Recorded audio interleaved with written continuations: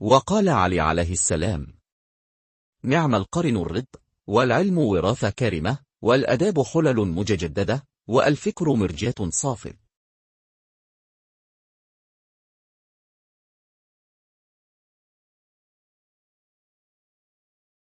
علم گرانبھا میراث ہے اور آداب تازہ بتازے زیور ہے اور فکر صاف آئینہ ہے۔ امیر المومنین حضرت علی علیہ السلام نے اس حکمت میں 3 اہم مطالب کی طرف اشارہ اس ایک علم گرانبھا میراث ہے۔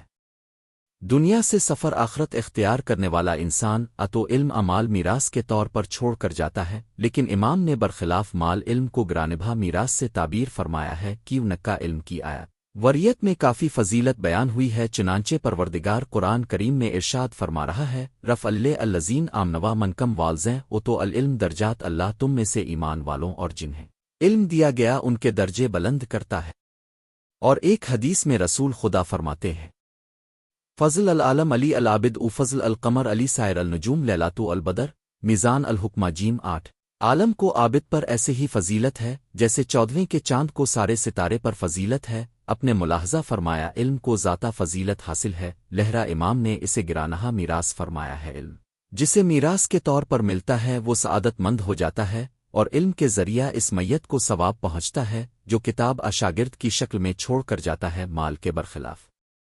2 اور آداب تازہ بتازے حال کا زیور ہیں۔ بعض نے کہا ہے تو بنو خلت ولباس کی طرح ہے، یہاں پر حل مجد استعارہ ہے آداب کے لیے، بہرحال دونوں تفسیر کی بنا پر جیسے زیور سے آراستہ خاتون نئے لباس زیب تن کرنے والا دوسروں کی نظر میں خوبصورت نظر آتا ہے، ایسے ہی آداب پسندیدہ اور اوصاف حمیدہ، تواضع، صبر، توکل، قناعت سے اپنے کو اراستہ کرنے والا دوسروں کی نظر میں اچھا اور خوبصورت دکھائی دیتا ہے، اور یہ خوبصورتی اسے حسب و نسب سے بے نیاز کر دیتی ہے، چنانچہ حدیث مبارک میں وارد ہوا ہے: الادب غن ان الحسب، بہار جیم 72۔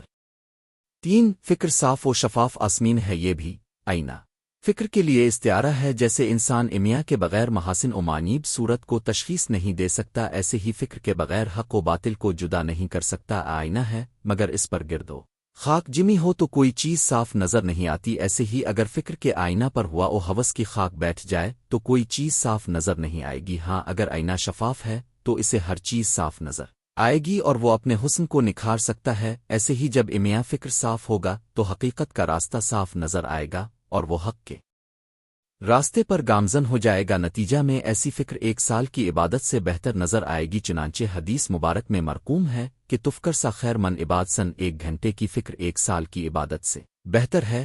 بہارج 68۔ الحاصل امام نے ہمیں یہاں پر 3 اہم نقطے کی طرف متوجہ فرمایا ہے۔